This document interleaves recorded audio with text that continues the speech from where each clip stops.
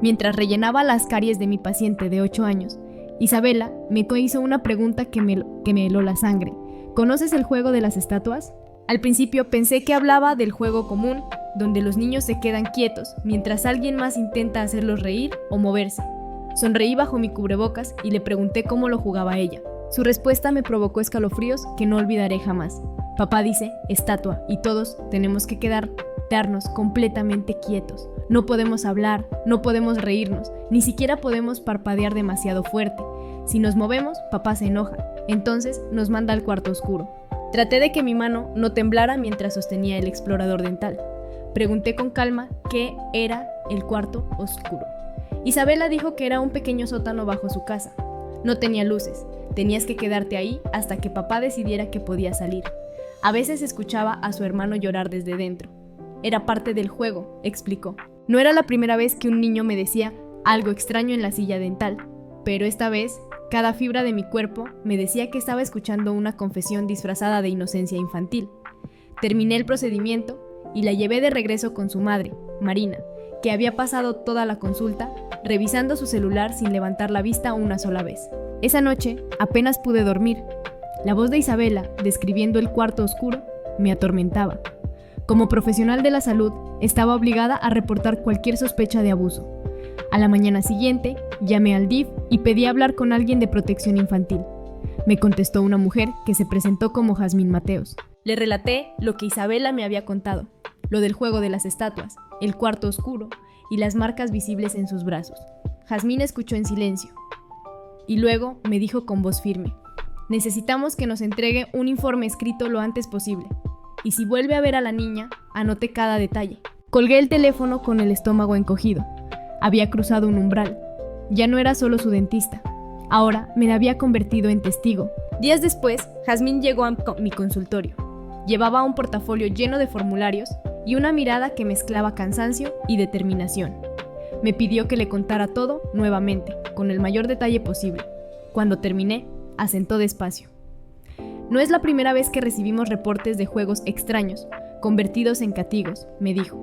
Pero necesitamos pruebas sólidas. ¿Estaría dispuesta a dar testimonio si esto avanza? Asentí, aunque sentí un nudo en la garganta. La siguiente cita dental de Isabela llegó más rápido de lo que esperaba. Marina la trajo de nuevo, y esta vez noté cómo la niña tenía un moretón fresco en la pierna. Traté de mantener la voz ligera y le pregunté qué había pasado.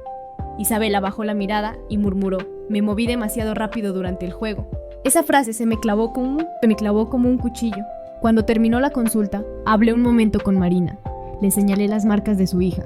Marina se limitó a encogerse de hombros. Es muy torpe, siempre se cae. Su tono era plano, sin emoción. Después de que se fueron, me encontré con mi asistente, Claudia, que había escuchado parte de la conversación. Tenía el rostro pálido.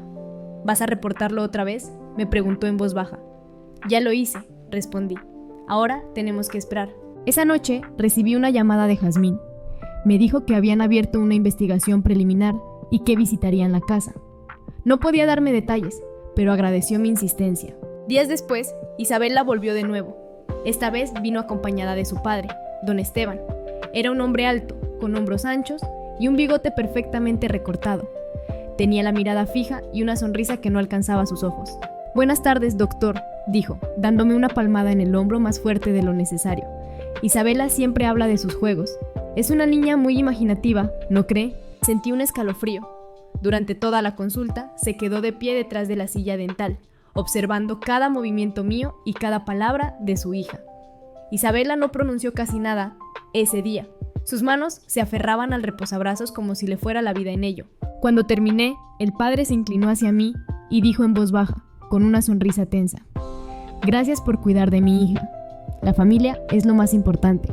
Lo dijo de una manera que sonaba menos al agradecimiento y más a advertencia. Después de que se fueron, Claudia cerró la puerta con llave y me miró aterrada. Ese hombre me dio miedo. No podía estar más de acuerdo. Esa misma noche volví a llamar a Jazmín. Le conté lo sucedido. Ella suspiró al otro lado de la línea. Ya tenemos autorización para entrevistas, me dijo. Pero le advierto, estas cosas avanzan despacio. La burocracia es pesada y las familias saben cómo esconder sus secretos. Me pregunté si Isabela sobreviviría el tiempo que tardara en moverse el sistema. La visita del DIF a la casa de Isabela ocurrió una semana después. Jazmín me le llamó después del operativo inicial. Su voz sonaba cansada, como si hubiera cargado con una losa invisible. Entramos con orden, me dijo. La casa estaba limpia, demasiado limpia. El cuarto oscuro estaba vacío, sin nada que pudiéramos usar como evidencia directa. El padre lo llamó sótano de almacenamiento. Le pregunté cómo estaba Isabela. Hubo un silencio antes de responder. La niña estaba retraída, casi no habló. Su madre, Marina, se mostró colaboradora, pero evasiva. Y el padre fue todo sonrisas, como si supiera exactamente qué decir.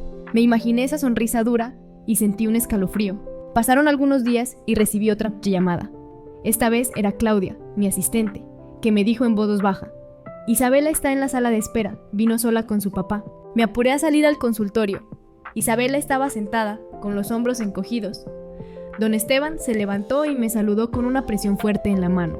Doctor, espero que ya no se malinterpreten los juegos de mi hija, dijo con tono ligero. Los niños inventan cosas todo el tiempo. Mientras hablaba, noté cómo Isabela no levantaba la vista. Le pedí que pasara al sillón. El padre se quedó de pie, observando. Intenté distraer a la niña con preguntas triviales, pero apenas murmuraba respuestas. Al final de la cita, mientras don Esteban llenaba un formulario en recepción, me incliné hacia Isabela. ¿Estás bien?, susurré. Ella apenas movió los labios. No hables, escucha. Antes de que pudiera preguntarle más, el padre regresó y la tomó del brazo con una firmeza que me hizo apretar los dientes.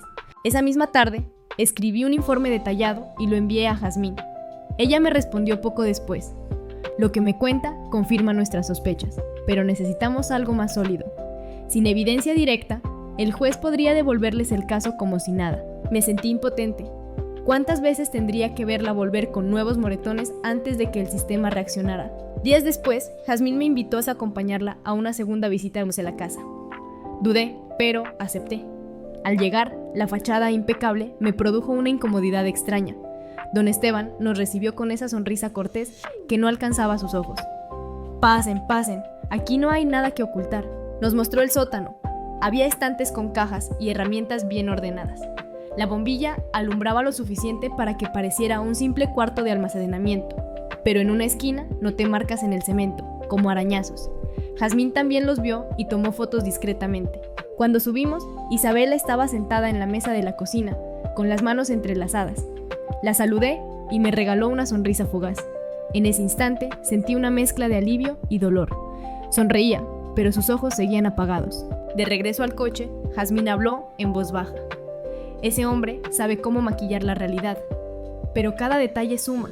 Pocos días después, me enteré de que el DIF había conseguido autorización para entrevistar a Isabela en la escuela, sin la presencia de sus padres. La idea me dio esperanza. En un lugar neutral, tal vez se abriría más. Cuando llegó la cita, acompañé a Jazmín y a un psicólogo infantil. Nos sentamos en un salón vacío, con dibujos en las paredes. Isabela entró con pasos lentos. El psicólogo le ofreció hojas y crayones. ¿Quieres dibujar cómo es tu casa?, le preguntó suavemente. Ella asintió y comenzó a trazar líneas torcidas. Dibujó una figura de un hombre grande con los brazos extendidos y, al lado, un rectángulo negro en el piso. Cuando el psicólogo le preguntó qué era, respondió: el cuarto donde jugamos a las estatuas. Esa declaración fue escrita en un reporte oficial. Jazmín me miró y por primera vez vi en su rostro una chispa de triunfo. Esto puede ser suficiente para una orden judicial, susurró. Pero la victoria fue breve. Esa misma noche, al salir de mi consultorio, noté un coche estacionado al otro lado de la calle. El motor estaba encendido, pero las luces apagadas. Caminé rápido hacia mi coche. Justo cuando abrí la puerta, el coche arrancó y pasó lentamente a mi lado. El conductor era don Esteban.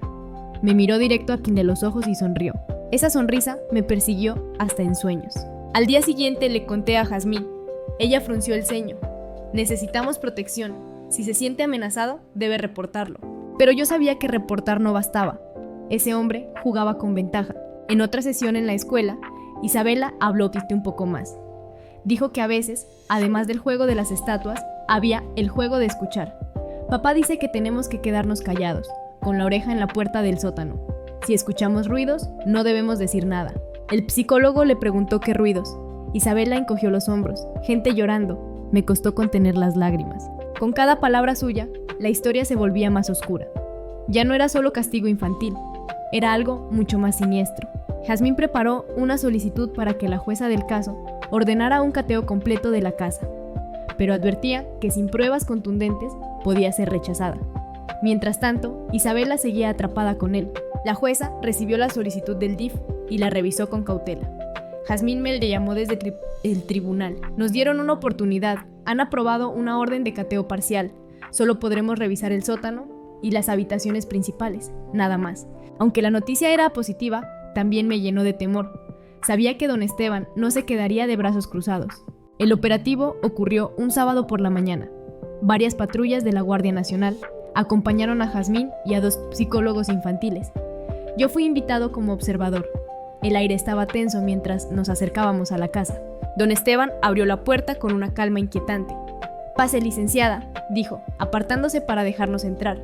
«Revisen lo que quieran. En el sótano encontramos la misma limpieza exagerada».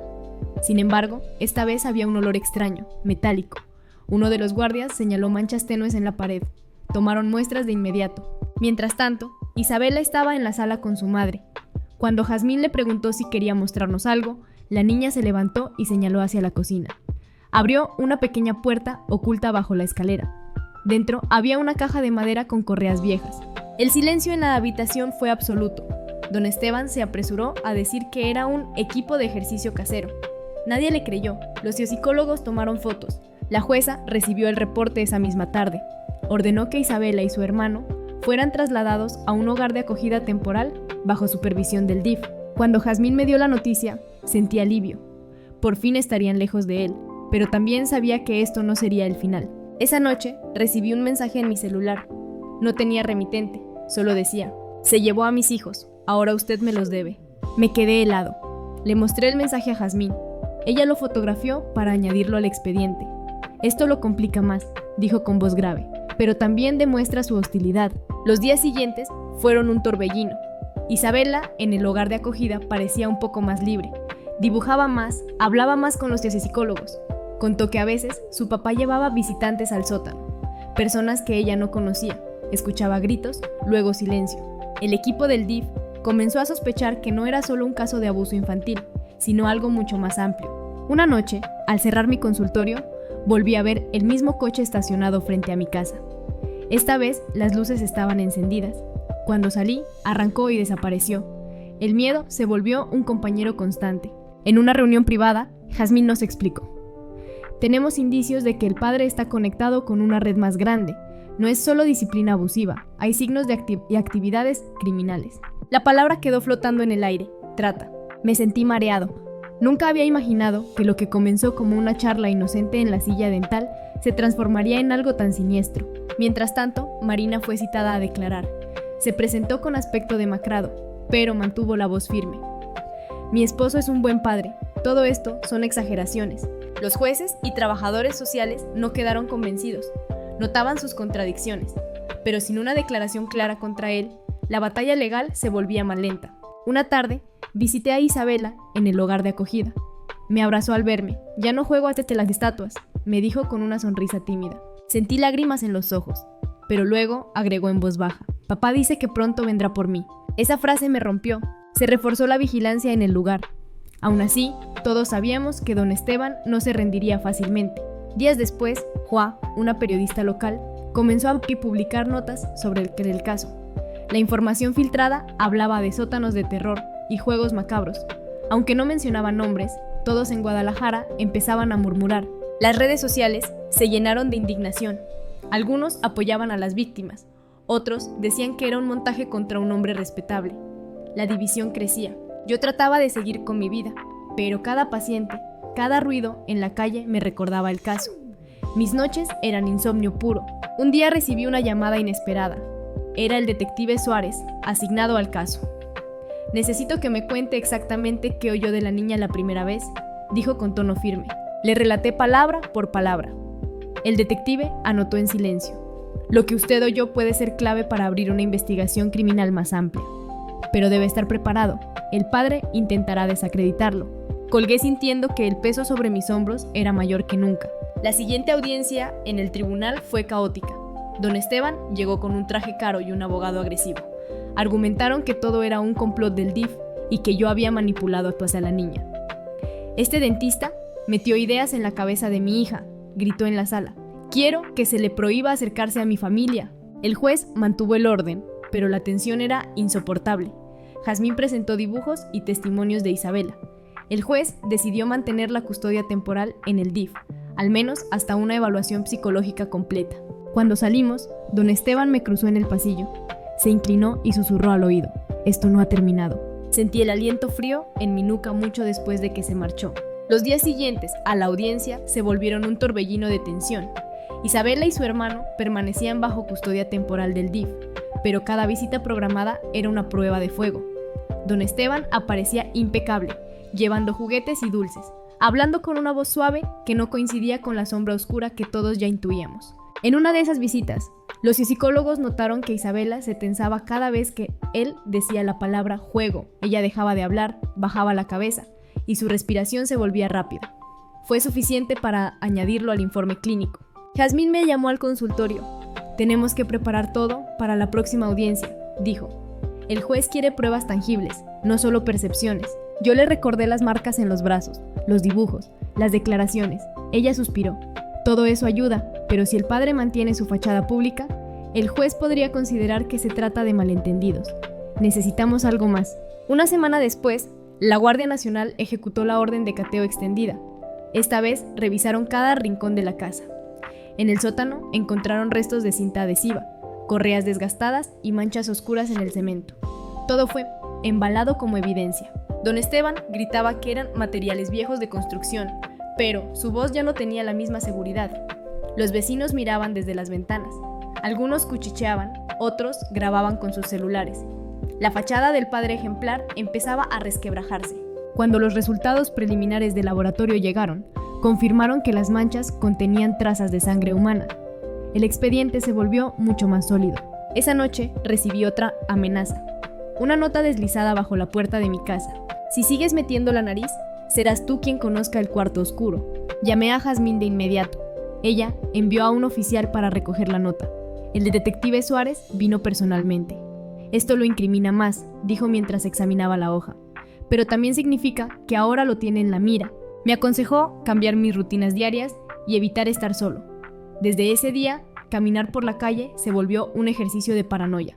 Mientras tanto, Isabela empezó a hablar más en el hogar de acogida. Contó a su terapeuta que además del juego de las estatuas y el cuarto oscuro, existía el juego de escuchar. Papá decía que si poníamos la oreja contra la puerta y oíamos llorar, teníamos que quedarnos callados. Si decíamos algo, había castigo. El testimonio fue incluido en el expediente. El psicólogo escribió que la niña mostraba síntomas claros de estrés postraumático. En la siguiente audiencia, el abogado de Esteban intentó invalidar todo, acusando a los terapeutas de implantar recuerdos falsos. Pero el juez se mostró más serio esta vez. Hasta que tengamos evaluaciones completas, los niños permanecerán bajo custodia del DIF. Esteban golpeó la mesa con furia. Su máscara se agrietaba frente a todos. Al salir del tribunal, lo vi hablando con Marina. Ella lucía más demacrada que nunca. Parecía atrapada entre el miedo y la lealtad malentendida. Cuando nuestras miradas se cruzaron, apartó los ojos. Esa noche soñé con Isabela en el sillón dental, repitiendo una y otra vez: no respires, no te muevas. Me desperté empapado en sudor. Los días siguientes, la prensa comenzó a hablar más del caso. Juá, la periodista local, publicó imágenes filtradas del sótano. La noticia explotó en redes sociales. Algunos exigían cárcel inmediata para Esteban. Otros lo defendían, diciendo que era una persecución política. Mi nombre apareció en un artículo como el dentista denunciante. Desde entonces empecé a recibir llamadas anónimas a todas horas. A veces solo respiraban, otras susurraban insultos.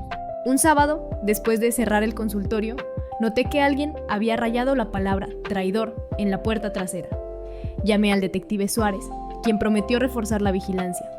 Pero en el fondo, sabía que no podían estar en todas partes. Mientras tanto, Isabela siguió revelando detalles. Dijo que a veces había más personas en el sótano, no solo su familia. Papá decía que eran invitados al juego, susurró al terapeuta. Ese testimonio abrió una nueva línea de investigación. ¿Qué clase de invitados participaban en esos juegos? La idea me provocó náuseas. Jazmín organizó una reunión privada conmigo, Suárez y los psicólogos. Esto ya no es solo un caso de abuso familiar, podría tratarse de algo mucho más grande. Tenemos que estar preparados. Yo asentí, aunque sentía el estómago revuelto. Todo había comenzado con una niña en mi sillón dental. Ahora parecía que estábamos desenterrando un monstruo con raíces profundas. Días después, Isabela fue llamada a declarar en Cámara de Gesell, un cuarto especial donde los niños pueden testificar sin la presión de la corte abierta. Yo estuve detrás del cristal, observando. La niña habló con voz baja, pero clara.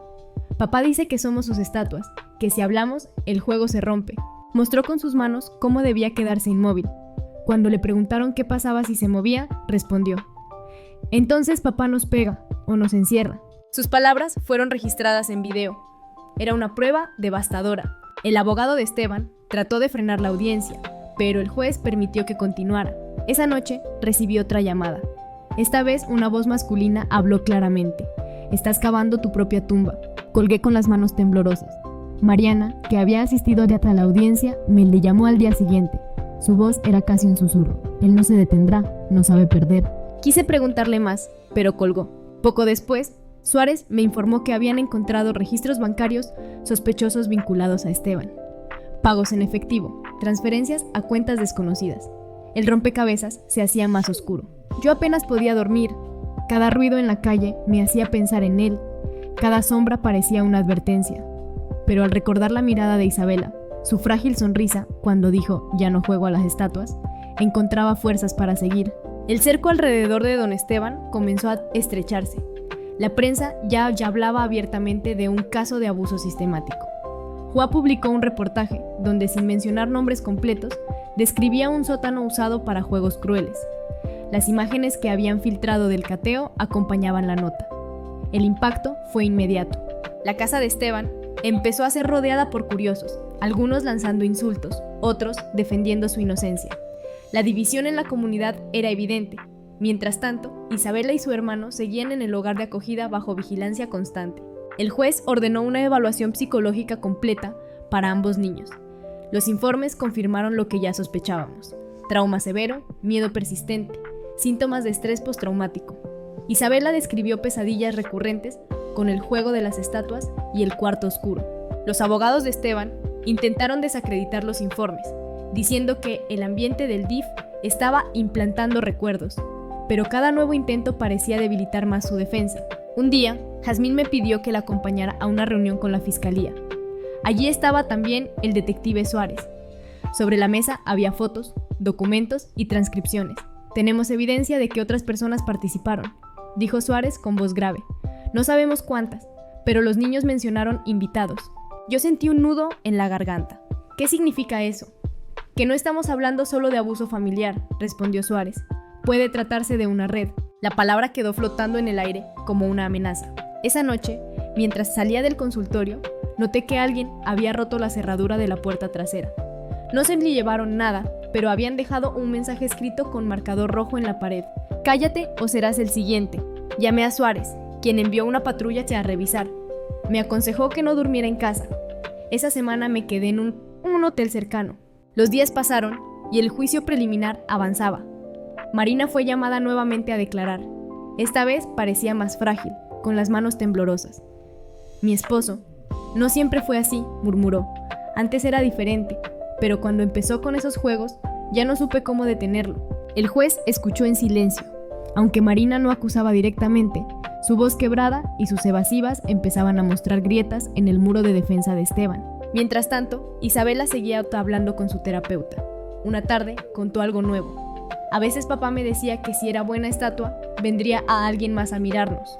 Cuando el terapeuta le preguntó quién, Isabela se encogió de hombros. Hombres que yo no conocía. Esa declaración fue registrada y enviada al expediente.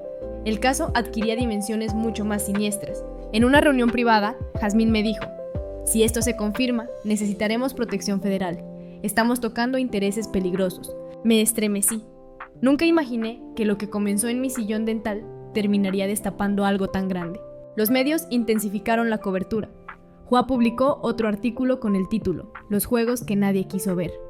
La reacción fue brutal. Ella recibió amenazas. Su coche apareció con los vidrios rotos. Aún así, siguió escribiendo. «Si me callo, ellos ganan», me dijo en una llamada. El ambiente en la ciudad era tenso. Algunos manifestantes llegaron al tribunal con pancartas. Justicia para Isabela, no más sótanos. Pero otros defendían a Esteban, diciendo que era víctima de una campaña mediática. Un día, al salir del tribunal, Esteban me interceptó en el pasillo. Sus ojos ardían de furia. «Esto es tu culpa», escupió entre dientes. «Te metiste con mi familia y vas a pagarlo». Un guardia intervino antes de que pudiera acercarse más, pero la amenaza quedó grabada en mi mente. Días después, Suárez me informó que habían encontrado restos de cabello humano en el sótano durante un análisis más profundo. Era imposible justificarlo como material de construcción. La evidencia era contundente. La defensa de Esteban comenzó a tambalearse. Su abogado renunció, alegando diferencias irreconciliables. Pronto contrató a otro, más agresivo, que atacaba a todos los testigos. Yo sabía que tarde o temprano me tocaría declarar. Mientras tanto, Isabela hizo un dibujo en terapia que heló a todos. Mostró a una figura alta, con ojos oscuros, y a su lado varias estatuas pequeñas, con lágrimas en la cara. En el fondo había figuras más borrosas. Cuando el terapeuta le preguntó quiénes eran, respondió: «Los que miran». El dibujo fue agregado al expediente. Cada nuevo detalle hundía más a Esteban, pero también incrementaba el peligro para todos los involucrados. Una madrugada, el hotel donde me hospedaba recibió una llamada anónima. El recepcionista me contó que una voz masculina había preguntado: «¿El dentista sigue ahí?». Me cambié de hotel al día siguiente. La tensión alcanzó un punto crítico cuando la jueza anunció que el caso pasaría a juicio formal. Esteban sería acusado de abuso infantil, privación ilegal de la libertad y posibles vínculos con otros delitos. En la sala, Esteban sonrió, una sonrisa helada, como si aún guardara un as bajo la manga. Yo lo miré, con el corazón latiendo desbocado. Sabía que lo peor aún estaba por venir. El juicio formal comenzó en medio de una expectación enorme. Afuera del tribunal, las calles estaban llenas de manifestantes, con pancartas y periodistas con cámaras. La noticia ya había rebasado Guadalajara y aparecía en noticieros nacionales. Yo llegué acompañado por un guardia asignado temporalmente. Cada paso hacia la sala de audiencias me parecía más pesado. Al entrar, vi a Esteban sentado junto a sus abogados. Vestía un traje gris, con el cabello perfectamente peinado. Su expresión era la de alguien que todavía se creía intocable. El juez abrió la sesión y comenzó la lectura de cargos: secuestro, abuso infantil, violencia familiar y privación ilegal de la libertad. Las palabras retumbaron en la sala. Esteban se mantuvo erguido, sin mostrar emociones, pero sus manos apretaban con fuerza los brazos de la silla. La primera en declarar fue Marina. Caminó hasta el estrado con pasos lentos. Su voz temblaba, pero logró decir que había visto a sus hijos jugar a las estatuas y al cuarto oscuro. Cuando el abogado defensor le preguntó si lo consideraba abuso, ella dudó. «Yo pensé que eran solo juegos, pero mis hijos lloraban, y yo no hice nada». El silencio en la sala fue sepulcral. Después llegó el turno de Isabela. Para protegerla, testificó en una cámara de Gesell, transmitiendo en directo al tribunal. Yo observaba desde atrás del cristal, conteniendo las lágrimas. «Papá decía que si hablábamos, el juego se rompía», dijo con voz baja, abrazando un muñeco de peluche. «Teníamos que quedarnos como estatuas. Si me movía, me pegaba o me mandaba al cuarto oscuro». El abogado defensor intentó interrumpir, pero el juez lo detuvo. La niña continuó: «Una vez escuché a alguien llorar en el sótano. Papá dijo que si lo contaba, nunca volvería a salir. Su testimonio cayó como un golpe devastador. La jueza ordenó que quedara registrado como prueba clave. Yo sabía que tarde o temprano me tocaría declarar. Esa noche no pude dormir. Me repetía una y otra vez las palabras de Isabela, preguntándome si tendría la fuerza para contar lo que había escuchado aquel primer día en mi consultorio. La mañana siguiente, me llamaron al estrado. Caminé con el corazón en la garganta. El abogado de Esteban me observaba como un halcón. Conté exactamente lo que Isabela me dijo en la silla dental: el juego de las estatuas, el cuarto oscuro, el miedo en su voz. También relaté las marcas que vi en sus brazos y las veces que traté de preguntarle sin obtener respuestas claras. El abogado defensor se levantó y comenzó a atacarme. «Doctor, ¿no es cierto que los niños tienen mucha imaginación? ¿No es posible que esta niña haya inventado esos juegos?». Respiré hondo. Un niño puede inventar historias, sí, pero las marcas en su cuerpo y el trauma en su mirada no eran inventados. El abogado insistió, acusándome de influir en la niña. «¿No es posible que usted, con sus preguntas, haya implantado esas ideas?». Negué con firmeza. «Yo no inventé nada, solo escuché». y lo que escuché fue suficiente para saber que ella estaba en peligro. El juez intervino para cortar el interrogatorio. Me retiré del estrado con las manos temblorosas. Jazmín me sonrió desde la mesa del DIF, como recordándome que no estaba solo. Los días siguientes fueron un desfile de pruebas. Los peritos confirmaron que las manchas en el sótano eran sangre humana. Los psicólogos presentaron sus informes de trauma. Joa, la periodista, fue llamada como testigo para hablar de las amenazas que recibió después de publicar sus artículos. Cada testimonio añadía peso contra Esteban, pero también aumentaban las represalias. Una noche, al regresar a mi hotel, encontré la puerta de mi habitación entreabierta. Dentro, todo estaba revuelto. Sobre la cama habían dejado una muñeca rota, con una cuerda atada al cuello. Llamé de inmediato a Suárez. «Es una advertencia», dijo el detective, revisando la habitación. «No quieren silenciarte en la corte, quieren quebrarte fuera de ella». Me aconsejó cambiar otra vez de hotel. Mientras tanto, Isabela seguía en terapia intensiva. Un día, en sesión privada, confesó algo que estremeció a todos. Papá no siempre estaba solo. Había hombres que venían a jugar también. Los psicólogos incluyeron esa declaración en su informe. La fiscalía abrió una nueva línea de investigación para identificar a esos invitados. El ambiente en el tribunal se volvió más oscuro.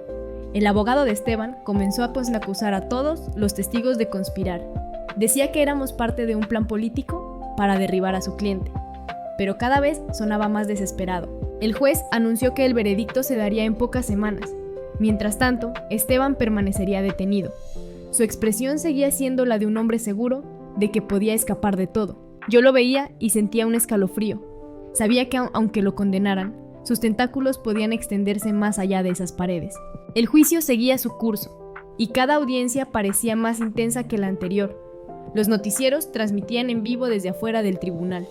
Había manifestaciones constantes, madres con fotos de hijos desaparecidos, activistas con pancartas que decían «ni una más». El caso de Isabela ya no era un expediente aislado, se había convertido en un símbolo. Dentro de la sala, la tensión se podía cortar con un cuchillo. Los psicólogos infantiles presentaron más informes sobre Isabela y su hermano. Explicaron cómo los niños desarrollaban respuestas de congelamiento ante estímulos, una reacción típica en víctimas de trauma prolongado. El juez escuchaba con atención, tomando notas. El abogado de Esteban se aferraba a la estrategia de la duda. Alegaba que los niños habían sido contaminados por las entrevistas del DIF y los terapeutas. Pero los dibujos, los relatos consistentes y las marcas físicas hablaban por sí solos. Una tarde, Joa fue llamada nuevamente como testigo.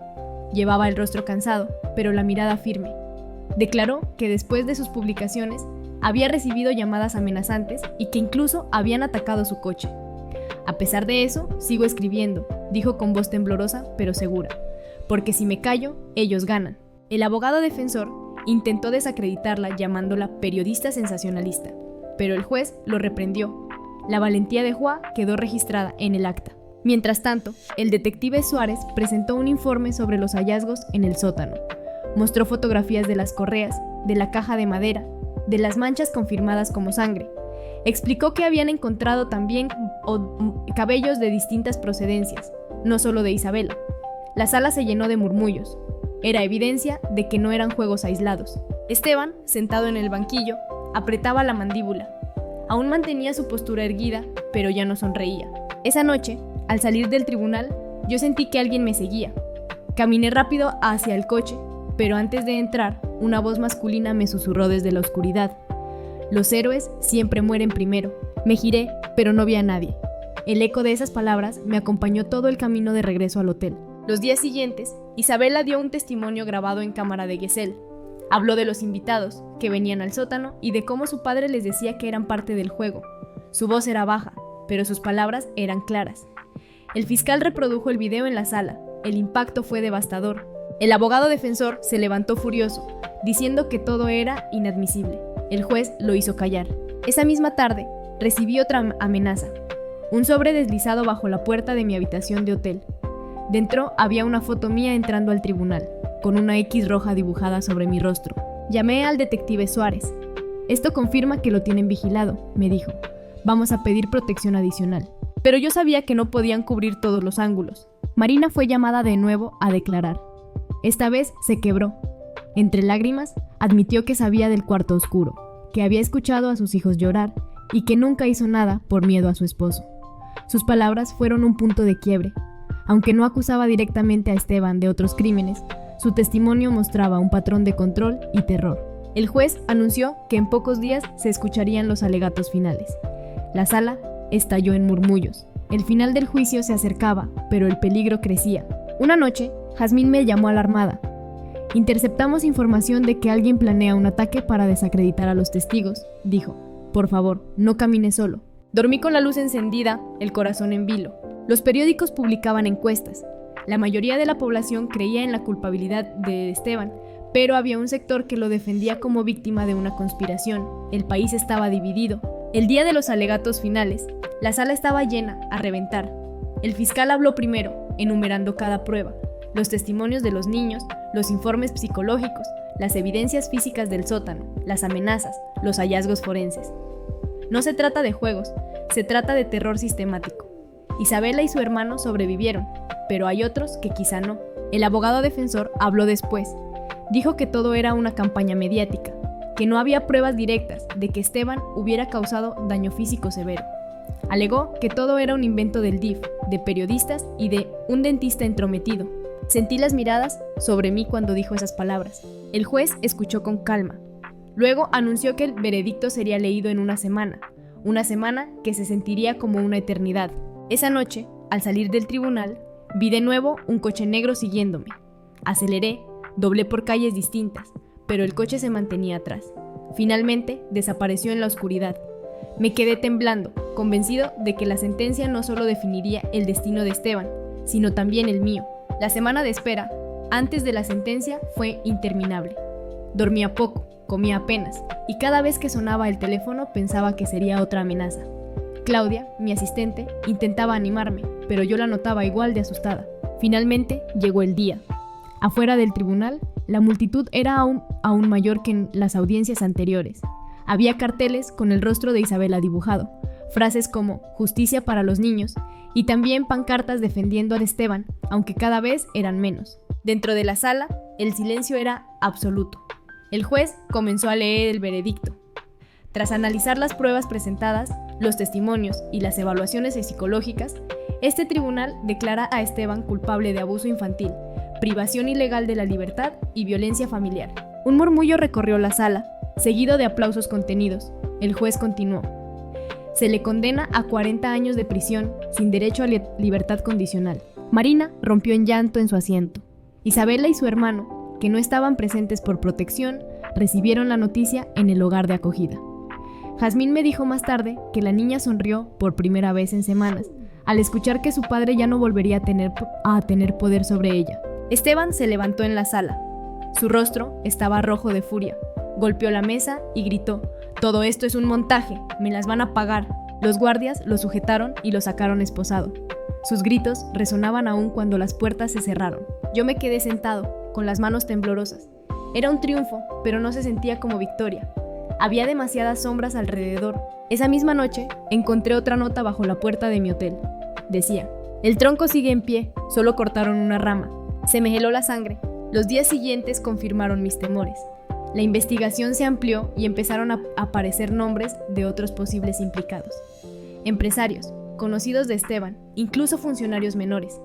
Nadie decía nada abiertamente, pero los rumores circulaban. Mientras tanto, Isabela y su hermano iniciaron un proceso de recuperación. Con ayuda de terapeutas, poco a poco comenzaron a jugar sin miedo. Isabela dibujaba flores y casas soleadas en lugar de sótanos y figuras oscuras. Aún así, los psicólogos advertían que el trauma la acompañaría por mucho tiempo. Yo intentaba volver a mi rutina en el consultorio, pero era imposible. Cada niño que se sentaba en la silla me recordaba a Isabela. Cada sombra en la calle me hacía mirar por encima del hombro. UA publicó un artículo titulado «El monstruo detrás de la sonrisa», donde narraba la condena de Esteban y el papel de los testigos. Me mencionó como el dentista que escuchó a la niña la primera vez. Después de eso, recibí decenas de mensajes de agradecimiento de desconocidos. Pero también llegaron más amenazas. El detective Suárez me citó en su oficina. «Lo de Esteban es un avance, pero no es el final», me dijo con voz grave. «Los indicios apuntan a que hay más involucrados. No podemos bajar la guardia». Yo asentí en silencio. Me sentía agotado, pero sabía que tenía razón. Marina fuese incluida, en un programa de apoyo a víctimas indirectas.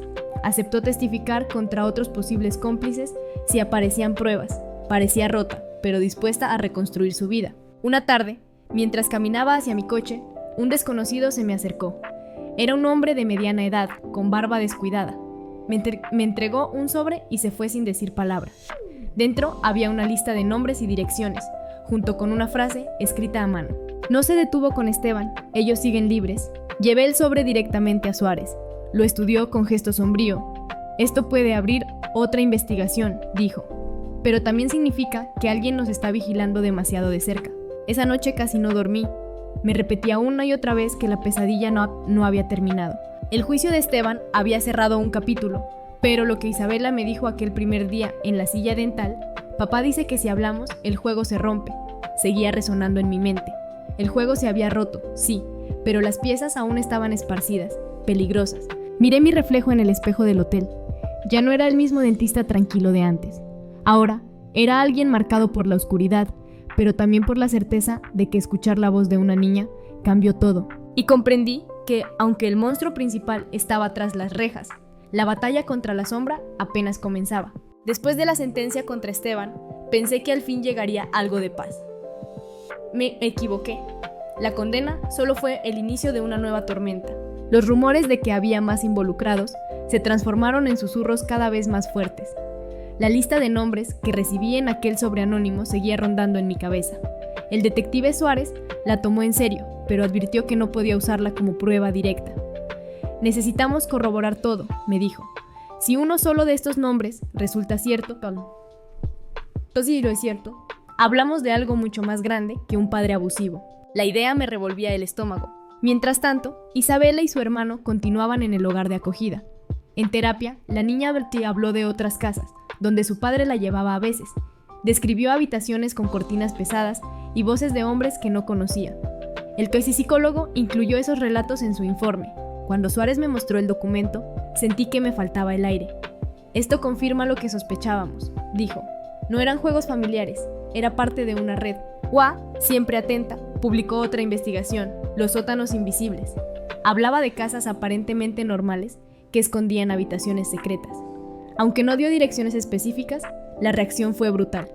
La gente empezó a sospechar de cualquier vecino. La tensión en la ciudad creció. Algunos me señalaban en la calle como héroe, otros como traidor que destruyó a una familia respetable. Una noche, al salir del consultorio, encontré pintadas en la pared, mentiroso y que cállate. Claudia, mi asistente, lloró al verlas. Doctor, ¿vale la pena arriesgar tanto? No supe qué responder. Los días siguientes fueron de paranoia. Cambié de hotel 3 veces. Recibí llamadas en las que solo reproducían la risa de un niño. En otra, alguien susurró. El juego no ha terminado. Mientras tanto, la fiscalía abrió un nuevo expediente. Marina fue llamada a declarar otra vez. Esta vez parecía decidida. Vi a hombres que entraban a la casa, admitió. Decían que eran amigos de Esteban. Yo nunca hablé por miedo. Su testimonio fue clave.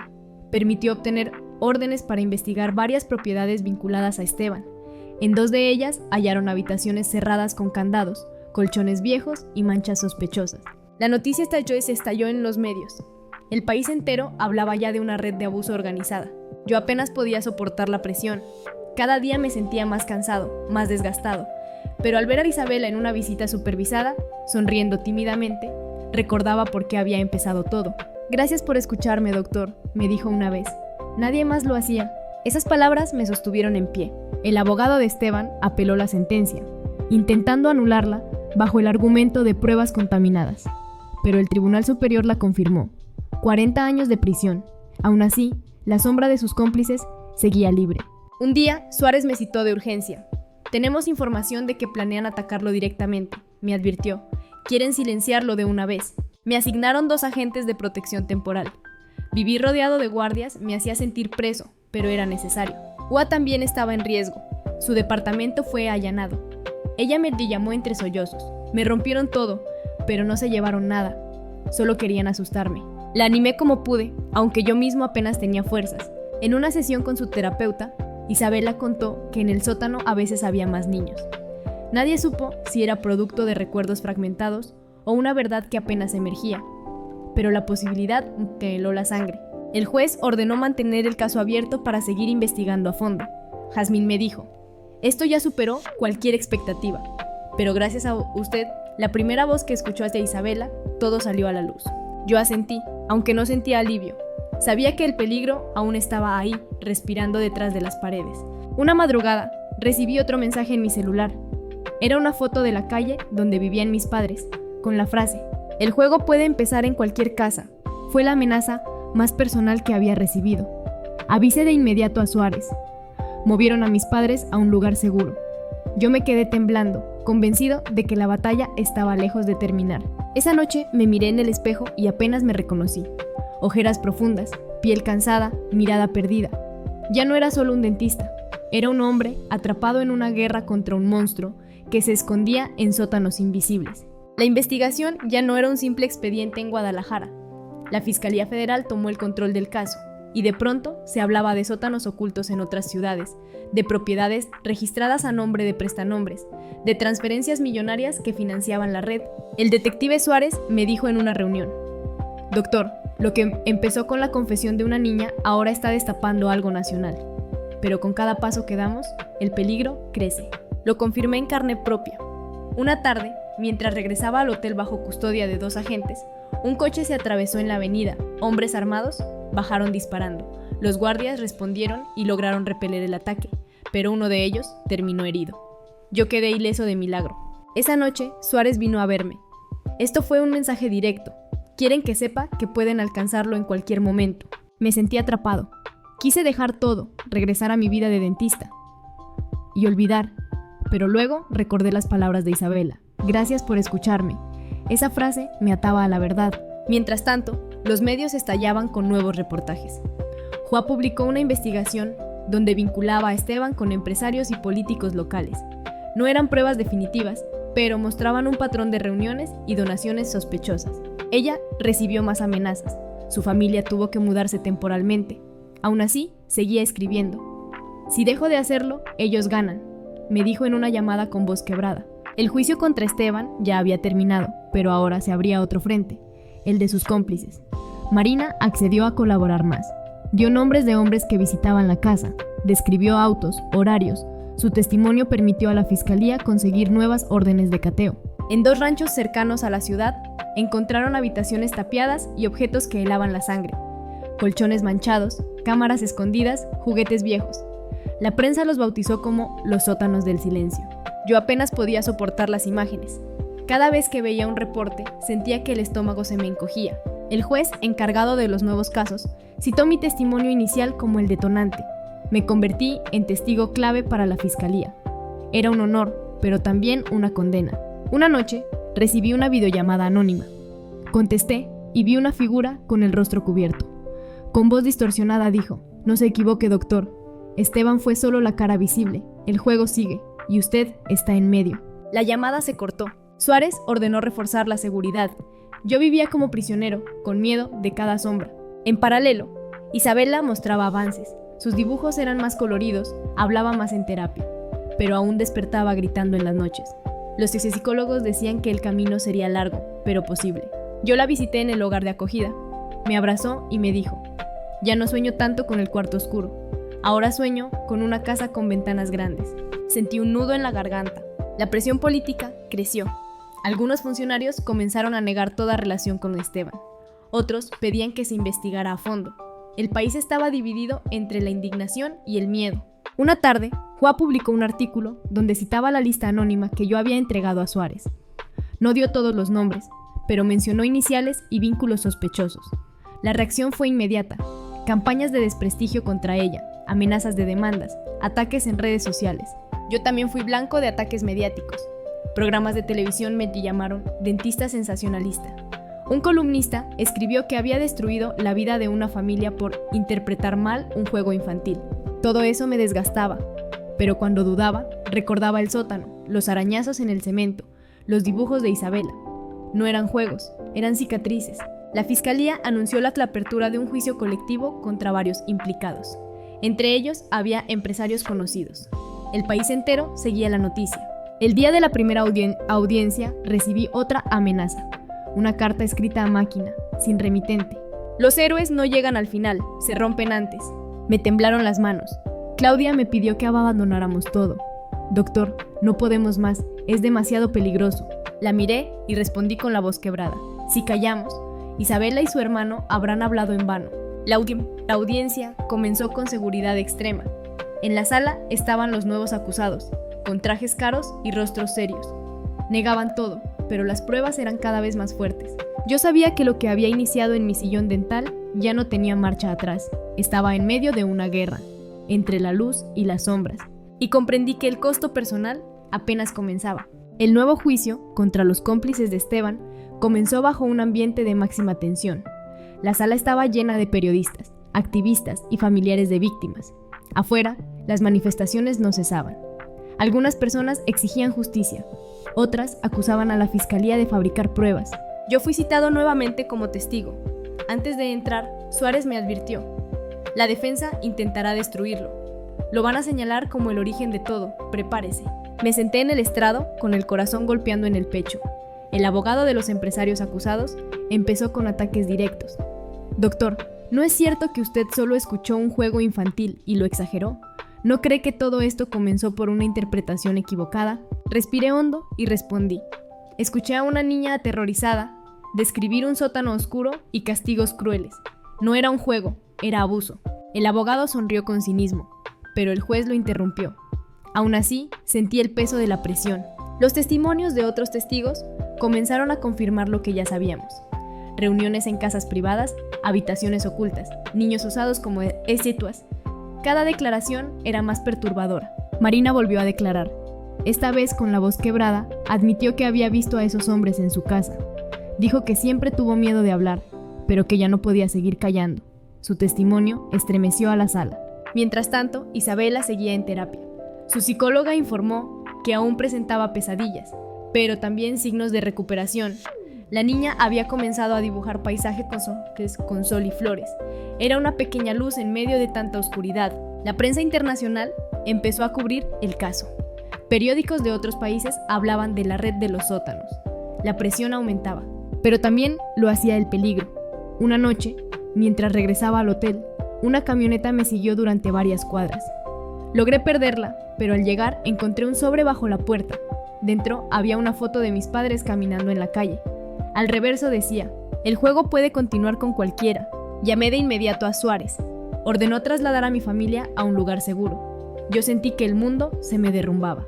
UA también estaba en riesgo. Publicó un artículo donde revelaba conexiones entre algunos acusados y políticos influyentes. Poco después, su departamento fue incendiado. Por suerte no estaba adentro. Cuando hablé con ella, lloraba de impotencia. Quieren silenciarnos, pero no lo van a lograr. Yo admiraba su valor, pero temía por su vida. En el tribunal, los abogados defensores intensificaron sus ataques. Me acusaron de buscar fama y de inventar historias. Presentaron artículos de opinión en mi contra, pero el juez mantuvo el proceso. Cada audiencia era un desgaste emocional. Salía con el cuerpo tenso, como si hubiera librado una batalla física. Claudia, mi asistente, trataba de apoyarme, pero yo veía en sus ojos el miedo. Suárez me citó en su oficina. Doctor, tiene que entender que esto no es solo un juicio. Estamos peleando contra un sistema que siempre ha protegido a gente poderosa. Lo miré y pregunté, ¿vale la pena? Si callamos, ellos ganan para siempre, respondió con firmeza. Esa noche escribí en mi diario el precio de escuchar la voz de una niña. Puede ser mi propia vida, pero si me callo, la oscuridad cubrirá a muchos más. Las semanas siguientes fueron un carrusel de emociones. Algunos días me sentía fuerte, otros al borde del colapso. Mis manos temblaban al atender a pacientes en el consultorio. Muchos padres retiraron a sus hijos por miedo a la controversia. Mi práctica profesional se desplomaba. Pero cada vez que pensaba en rendirme, recordaba la mirada de Isabela. El día que me dijo, no hables, escucha. El juicio avanzaba y las pruebas se acumulaban. Transferencias bancarias, testimonios de vecinos, registros de autos entrando y saliendo de las propiedades. Los acusados comenzaban a verse acorralados. Una tarde, uno de ellos estalló en la sala, gritando que todo era mentira, que ellos solo asistían a reuniones privadas. El juez ordenó sacarlo esposado. Fue un momento de quiebre. La prensa lo tituló como el grito del cómplice. Yo regresé al hotel esa noche exhausto. Encendí la televisión y vi mi rostro en las noticias, acompañado de la frase, el dentista que destapó la red. Sentí un vacío enorme. No quería fama, no quería ser símbolo, solo quería que Isabela y su hermano estuvieran a salvo. Me miré en el espejo y comprendí algo aterrador. El precio final podía ser mi vida. El juicio contra los cómplices de Esteban avanzaba hacia su recta final. La sala se había convertido en un campo de batalla entre la fiscalía y un ejército de abogados defensores que parecían más interesados en intimidar que en argumentar. Cada audiencia era transmitida en los noticieros. Las calles alrededor del tribunal permanecían cerradas por las manifestaciones. Algunas personas llevaban veladoras y fotos de niños desaparecidos. Otras, carteles defendiendo a los acusados como hombres de negocios ejemplares. El país estaba polarizado. La fiscalía presentó nuevas pruebas. Registros financieros que mostraban transferencias hacia cuentas en el extranjero, propiedades a nombre de familiares de Esteban y grabaciones telefónicas donde se mencionaban reuniones sospechosas. Los abogados defensores intentaron desviar la atención. Nada de esto prueba que mis clientes hayan participado en un juego de estatuas o en un sótano, decían con tono desafiante. Lo que tenemos aquí es una campaña de difamación. El juez escuchaba en silencio, pero sus anotaciones eran cada vez más largas. Yo fui citado otra vez. Cada vez que me llamaban al estrado, sentía que el aire me faltaba. Esta vez, el abogado me atacó de nuevo. Doctor, ¿no es cierto que su vida profesional se ha beneficiado de todo esto? Su nombre aparece en periódicos, en televisión. ¿No buscaba usted notoriedad? Lo miré directo a los ojos y respondí. Perdí pacientes, perdí paz. Lo único que gané fue miedo. Si sigo aquí es porque una niña me contó la verdad. La sala quedó en silencio. El juez asintió ligeramente. En paralelo, las amenazas aumentaban.